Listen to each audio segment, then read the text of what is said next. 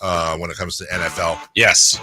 So one of them's for me. The first one is the Major League Baseball All-Star Game, because that means we're coming down the wire, finishing baseball, and we're closer to fall. Then it's Hard Knocks. That's a big one. Camps opening, college football kicking off. But for me, one of the big ones is when I hear the sweet, romantic voice.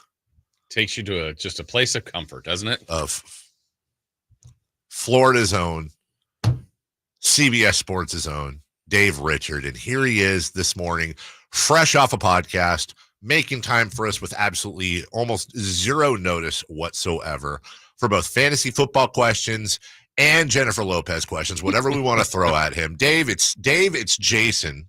Good morning. No advance notice whatsoever, just that we've been talking about fantasy on your show for the last 12 I was going to say, I thought it was 10. Is it 12? Let's go with 12. I say we go with 12. What year was Alfred Morris a rookie? Oh, that's okay. Let's look. That's when it originated. Alf. All right, let me see here. Why did I write Alf in there? All right, Alfred. That'll get you a different Morris Google search. Stats. Okay, we're going to find this out live on the air right now. Okay, Alfred Morris stats. This is good radio. Radio. Oh, my God. Yeah, he was a rookie in 2012. Ooh. Dave Richard. Listen, how do you work with this guy? I ask myself that every day. A paycheck and an apology. How was your, real quick, because I know we got a lot of stuff to get to, but I feel like it's rude to just be like, let's talk about, how was your summer? How are you? I'm good. I enjoyed working this summer. This was a challenging summer because we continued to put out our magazine. We did our podcast 3 times a week. A lot of content was made. A lot of researching was done.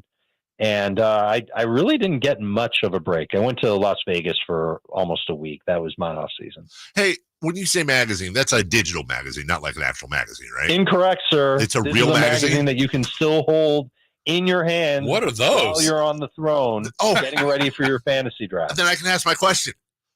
I'm sure it's not this way, and if it is, whatever. But if it's not, I think you should check it out. I know it's fantasy football, but there should be a centerfold. Right? Like every Dave Richard? Well, I'd be fine with that. But like every week, Dave, or however often you put it out, like whatever your player of the week or the guy you're focused on, whatever. And then it's just like, it's like a centerfold where you pull it out and, oh, hey, here he is in a Heisman pose or scoring a touch. Yeah. And then you can rip it out, put it on the wall. Hey, it's just an idea. I'm just trying to make you money.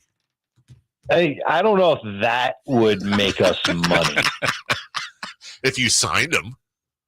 I could have signed Dave Richard, Jonathan Taylor. That would devalue the magazines as well. They are on newsstands, and they're the last of the fantasy magazines. I love it. To hit newsstands on purpose. It's that way we get as much information from the off season as we can possibly put in there. It's that fresh. That's good. So Dave, I mean, it's not fresh. It's not so fresh, Jason, that like we have J.J. McCarthy out for the year as an example. Okay, wow. But it's fresher than other magazines that you'll find if you so desire to get a magazine before you go into your draft. Yeah.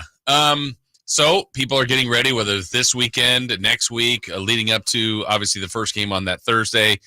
What's the best bit of advice for those out there? Because we got a couple guys like McCaffrey, who's obviously a number 1 or number 2, like way up high, who's been a little bit injured. We got guys that are unsigned. Do any of those things scare you, from a McCaffrey to Chase to CeeDee Lamb to Ayuk, those type of guys? Yes, the holdouts scare me more than McCaffrey. I mean, let's be real. McCaffrey wasn't somebody we were going to see playing in the preseason anyway. 49ers know how to use him, and he knows what to do. So as long as he's just taking care and healing up so that he's ready to go week 1, that's all I care about. And he's still in his prime. Did get a lot of work last year, is 28 years old.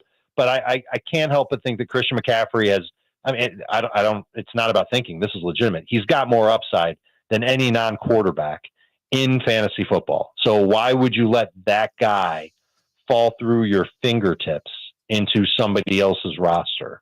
The answer is you shouldn't. So he's still my 101, but I did recently move down Lamb, Chase, and Ayuk just because there's some uncertainty there. I am most confident that Chase will end up playing this year. He's got 2 years left on his deal. And I just think he didn't want to deal with training camp, and he'll be back in practice sooner than later. Ayuk, we don't know if he's getting traded. We don't know what his situation will be. His hold-in seems pretty strong, as you guys know. Same thing with Lamb, who hasn't been with the team. And we just have this long track record of players who hold out and then they show up a week before the season. Yep. And they're not ready. They're not in game shape. They get hurt, and they definitely underperform. So Lamb has moved to 10th overall for me, not round 10, Dave. Yeah. 10th overall in the first round for CeeDee Lamb. But I think I'm going to be in so many leagues this year where he goes before then. And for now, I'm okay with that. If he were to sign by Sunday, even if he were to sign by this time next week, I'd move him right back up. But until that happens, and until it's close to happening, I don't know if I feel good about having CeeDee Lamb on my fantasy team. And that means I can't feel good about Dak Prescott as my fantasy quarterback either. A couple of kind of leading into that. So who would your top three running backs be overall? Yeah, obviously McCaffrey is my 101. Okay. Breece Hall, I'm taking it as soon as third overall. He's my second favorite running back. Bijan Robinson. Okay. I would take as fourth overall. And this is full PPR and non-PPR running backs all the way. McCaffrey, Hall, Robinson in that order. Somebody asking Brandon Ayuk or Rashad White. Draft is next week. Keeper deadline today. Yeah, I would pick White over Ayuk because we just don't know the situation with Ayuk. And listen, the best case scenario for Ayuk, in my opinion, is that he stays in San Francisco. Yeah. The next best would be he gets traded to Washington. And maybe the Commanders are trying to load up. Made that trade yesterday to get Jahan Dotson. Maybe they're trying to load up to add draft picks to the stockpile and try and convince the 49ers to trade them Ayuk. And that would be good for Ayuk, but I think I'd rather have him in San Francisco. We do not want Brandon Ayuk going to the Steelers. No. That would be bad news bears. That would be he'd be sharing with George Pickens. The quarterback situation's bad. The offensive line hasn't looked good in the preseason. I would expect the Steelers to clean that up, but they might not clean that up until October, and then who knows who their quarterback is by then. Dave, how about your receiver rankings or some, what you already mentioned, a couple guys that are a hold out, hold in, and then changing quarterbacks. So there's some shuffling there, but where is maybe your top 3 to 5 receivers? All right, so I'll just name the names, and this is full PPR, and it's a different list for non-PPR, but Tyreek Hill is 1. Amon-Ra St. Brown is number 2. Justin Jefferson is 3rd. A.J. Brown is 4th, and Garrett Wilson is 5th. This is a list that feels weird because there's no Chase, there's no Lamb. Yeah. But once those guys sign, once it's clear they're going to play, those guys are moving right back up. And then names like Garrett Wilson and A.J. Brown, they won't be top 5 guys. But I'm looking at safety in round 1. I've seen Tyreek Hill practice on a number of occasions this summer because I live in South Florida, and I always take chances to go and watch him practice. He looks great. He's going to be great again this year. St. Brown in Detroit, huge target volume, scores a bunch of touchdowns. How could you go wrong? Justin Jefferson's a guy we get asked about a lot because now that J.J. McCarthy's hurt, everybody's freaking out about Sam Darnold. And look, I think Sam Darnold is not a great NFL quarterback. However, I think he will have enough sense to throw to Justin Jefferson 10 times a game. And if you're a good wide receiver who can make plays after the catch and you're getting 10 targets a game, you're going to get some pretty good numbers. So I worry a little bit about the touchdowns for Jefferson. But volume, 10 targets a game, that means he's going to get, heck, man, he might get 170 targets this year. That means 115 catches. That means 1,500 yards. To me, that's outstanding, and I don't mind taking him at 3. Brown in Philadelphia, their number 1 receiver. Garrett Wilson with the Jets. As long as Aaron Rodgers is okay, that's a big if. He'd be my 5th guy. All right, so it wouldn't be a Dave Richard interview if it wasn't included with a question from Dave and Carmichael. So help me out with the Miami running back situation and why it's confusing me and kind of pissing me off a little bit, because you have the guy who led the whole league in touchdowns. And then you have another guy who it just seems like he's a lot more than a handcuff. How are you handling those 2 running backs? I am only interested in drafting them if they come at a fair price. And I'm afraid with Achane that he's getting overdrafted. Okay. Because everybody sees his metrics from last year. They're not thinking about when he got his numbers. Dave, he got the majority of his big games in blowouts. And I don't know how many blowouts the Dolphins are going to have this year, going one way or the other. So that worries me a little bit, the fact that Mostert's healthy and they drafted a running back named Jalen Wright. Like, those guys are going to take work away from Devon Achane. Yeah. And here's another thing. Mike McDaniel's track record is all about using multiple running backs. He's going to use 2 guys every game, no matter what. And here's the last thing. I've been to 4 Dolphins practices, so, I mean, it's not every practice. I've seen Achane look good. I haven't seen Achane evolve into this amazing league-winning RB1 type of fantasy guy. I am nervous that he's not going to get the type of workload that we want. I do think he'll see an uptick in catches. That's a nice thing. But when the Dolphins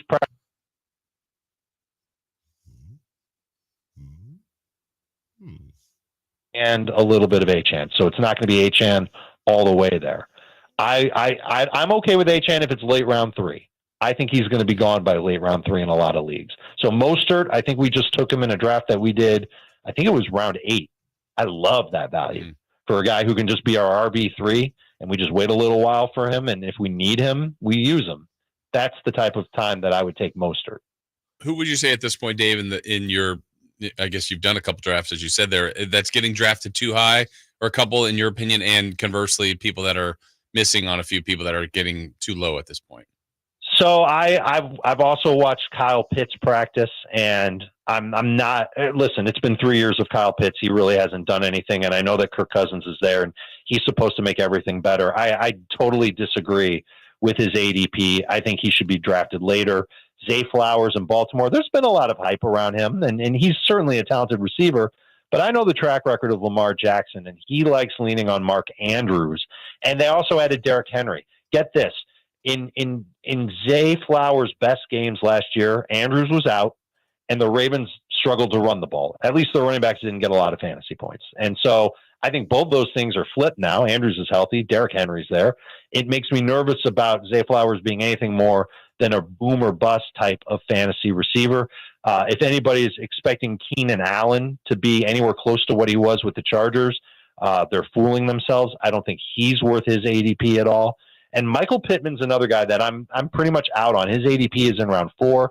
I wouldn't take him until maybe round 6. I know that Anthony Richardson had some bad throws last night. That's not the half of it. Pittman doesn't get a lot of targets inside the 10. And as long as Richardson and Jonathan Taylor are healthy, that's going to continue. So high volume receiver on a team that added another wide receiver in Adonai Mitchell, who did look good last night. Might not get the same type of volume as last year. Probably won't get any more than 6 touchdowns over the course of the season. Probably won't have as many catches. Pittman's someone I'm passing on. I like receivers like Terry McLaurin and Chris Godwin. Their ADP, to me, it's a little low. I think that they're both in line to have good volume this year. McLaurin with Jaden Daniels, that's an upgrade at receiver for him. Chris Godwin is healthy now. He's going to play. I was told he's going to play in the Cooper Kupp role for the Tampa Bay Bucks. And that's a role that I think I would like to have a wide receiver in. So he's somebody that I'm drafting earlier than ADP. And one more running back. This is a big one. Ken Walker in Seattle and Josh Jacobs, 2 running backs. Their ADPs are in round 3, maybe early round 4. I'm taking both those guys either late round 2, early round 3. Absolutely expect big years from Jacobs in Green Bay. Better situation for him. He'll get a lot of work. And Kenneth Walker being the lead guy for Seattle in their new offense. We will talk to Dave Richard again before everybody's drafts. Hopefully he won't be drafting until next week or beyond. We'll end it with our Alf Morris Memorial question of the game. Will Mike Evans continue the 1,000-yard streak this year? Yes. Easy answer. That's the right answer. That is absolutely the right answer. And let me tell you, he is a flashpoint in fantasy drafts. As a guy that you can write this in ink in your magazine, 15 PPR points per game. He's good for it. Wow. Okay. Now, naturally, he'll have some weeks where he only gets you 10 or 12, but he's also going to get you some weeks where he's in the 20s, and that's good. But he will average 15 PPR points per game. When you are considering a wide receiver in rounds 3 and 4, if Evans is on the board and you see another name that you like, you better be sure that guy's going to get more than 15 PPR points per game before you take him ahead of Mike Evans. That's the best in the business, Dave Richard. Dave, where can people hear, watch, see you, smell you, and love you?